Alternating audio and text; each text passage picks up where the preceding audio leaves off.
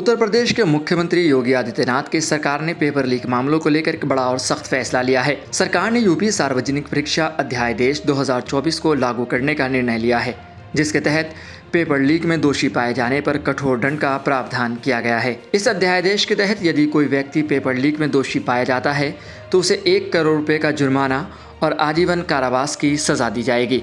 यह निर्णय कैबिनेट द्वारा अनुमोदित किया जा चुका है।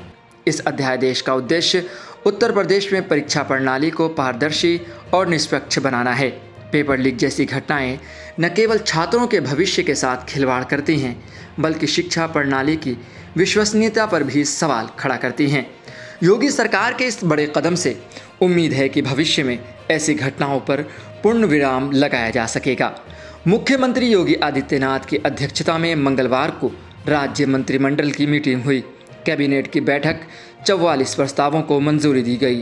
बैठक में प्रदेश के 3 बड़े शहरों गोरखपुर, वाराणसी और प्रयागराज के सीमा को विस्तार को मंजूरी भी दी गई है। इसके अलावा अगर पेपर लीक की बात की जाए तो पेपर लीक किसी भी अन्य कारण से होता है तो उस पर आने वाले खर्चे की भरपाई सॉल्वर गैंग से ही करवाई जाएगी।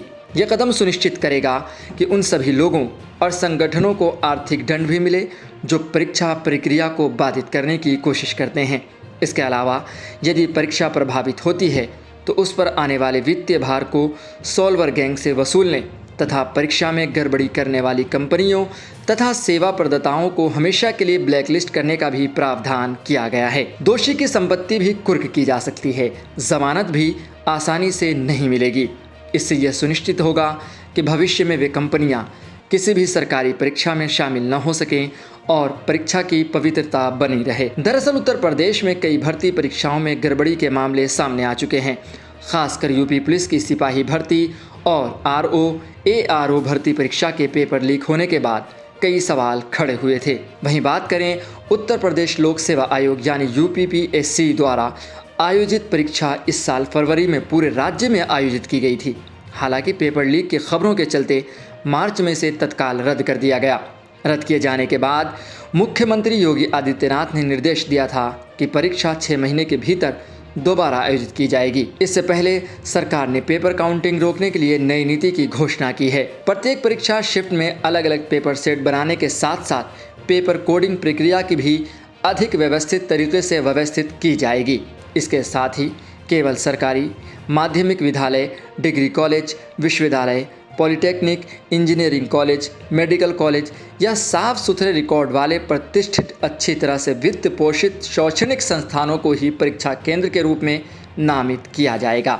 ये केंद्र CCTV सिस्टम से लैस होंगे जिनकी रिकॉर्डिंग 1 साल तक रखी जाएगी और भर्ती परीक्षा आयोजित करने के विभिन्न पहलुओं के लिए 4 अलग अलग एजेंसियां जिम्मेदार होंगी। इस नए अध्यादेश के लागू होने से उत्तर प्रदेश की परीक्षा प्रणाली में एक नया युग शुरू होने की उम्मीद है, जहां पारदर्शिता और निष्पक्षता सर्वोपरि होगी। मुख्यमंत्री योगी आदित्यनाथ ने कहा कि सरकार छात्रों के भविष्य को सुरक्षित और उज्ज्वल बनाने के लिए प्रतिबद्ध है और ऐसे सभी कदम उठाएगी जिससे शिक्षा प्रणाली में सुधार हो सके। ऐसी ही खबरों के लिए देखते रहें सहारा समय का समय डिजिटल।